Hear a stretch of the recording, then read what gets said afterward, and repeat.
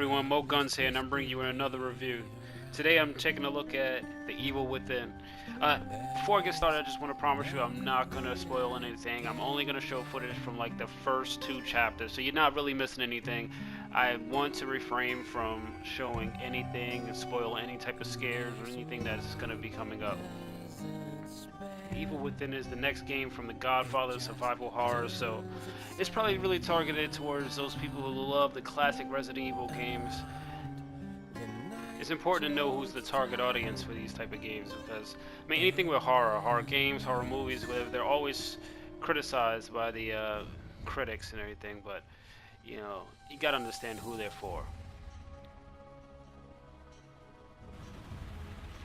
The Evil Within has you taking control of a guy named Sebastian. He witnesses the slaughter of like fellow officers, and he's ambushed and he's knocked unconscious. And when he awakes, he finds himself in like some weird world of some creatures, not technically zombies, but they're among the dead. They're like zombie-ish. Half a dozen units already on scene.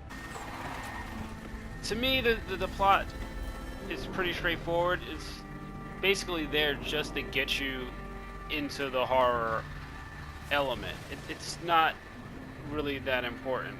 I mean, it preys on withholding information in lieu of giving you information, so you play the game trying to figure out what's going on.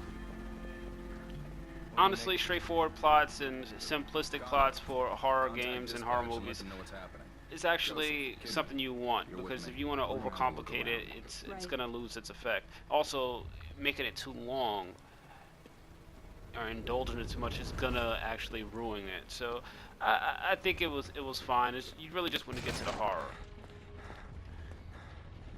The opening sequence that kind of sets up the entire premise of the actual game just it feels kind of strange. Like on one hand, it seems really creepy. No, on the other hand, it seems like a bad disaster movie. I don't know what they're trying to go for there, but it's obviously not as important. I mean, you would think it's like a bad version of World War Z or something. I don't know which way to explain it.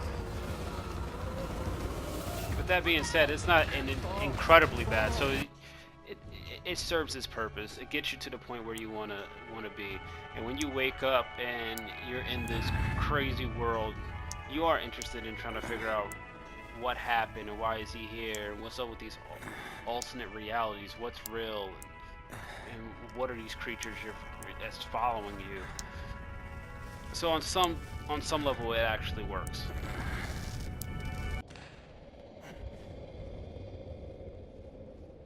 The Evil Within is definitely not a game that you're going to be showcasing as far as graphically. It's nothing really spectacular. The textures aren't amazing, but what they lack in graphics, they actually make up with in atmosphere. The game feels creepy. At some points you find filters used onto the game to actually make it seem different, or something is wrong, something's uneasy. A lot of things in here is used to creep you out. Areas are used. Some of the stuff, I mean, you can smell this game through it. The blood and the dirt. It's really dirty. You can smell it through it. Almost like a Rob Zombie film, where you can smell the damn fear and everything, and the dirt and smell and blood through the screen. Right away, some people are going to be kind of upset with the CinemaScope aspect ratio. I think it could drive certain people away, but for me, it actually kind of works because it limits your view in a way, so you kind of feel claustrophobic. Everything is tight and up close, and you can't really tell what's around the next corner, which is what you kind of want in a horror game like this. The use of like pools of light is amazing. The contrast they use between shadows and light is really good. It's really cinematic, and I can see why they actually use the CinemaScope or the cinema bars, whatever you want to call them. I call it CinemaScope.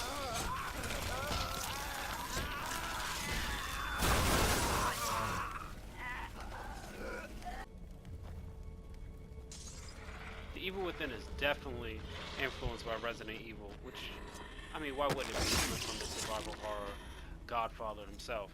But it not only Resident Evil is also influenced by The Last of Us, where you can see you distracting creatures with glass bottles and shivving them, as I will call it, um, taking out traps and everything like that. It's heavily influenced by The Last of Us, which is a good thing.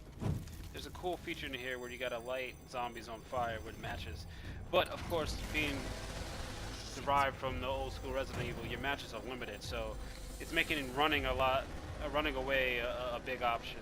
No idea when these creatures are gonna get back up, which also makes it even kind of more creepy. So just like all the past Resident Evil games, it rewards planning and patience. You're limited with bullets. You're limited with any type of items that you can have to fight off these creatures. So you actually got to choose your spots, which also blends well with the Last of Us features that it has in here, where you can use stealth and shivving to your advantage to preserve some of your items and ammo, stuff like that.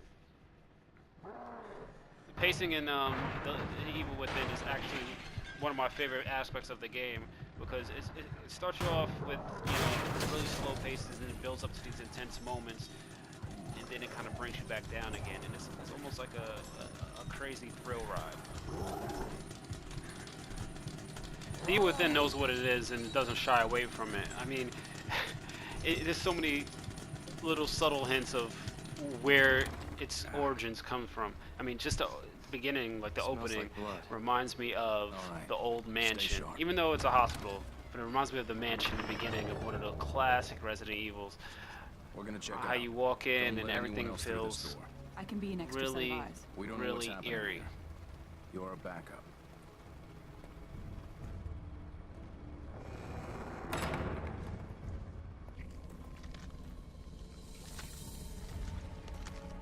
But of course, it doesn't just stop there. I mean, it's really not shying away from its origins. As you can tell, one of the classic shots that everyone will notice, anyone who has been a fan of the past games will notice.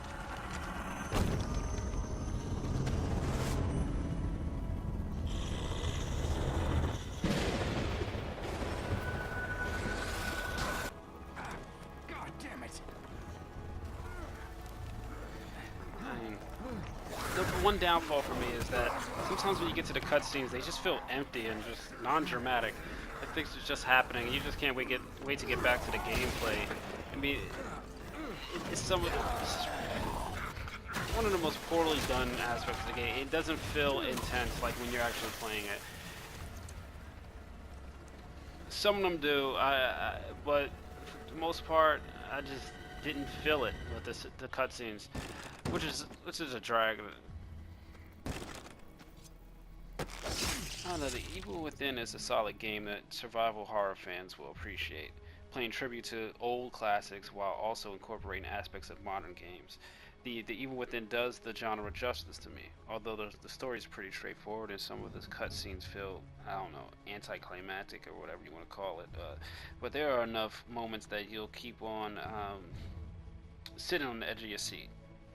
Is the game scary? Well, I don't know. Humans find different things scary, so it's hard to say, but it's without a doubt, to me, one of the most intense games ever made.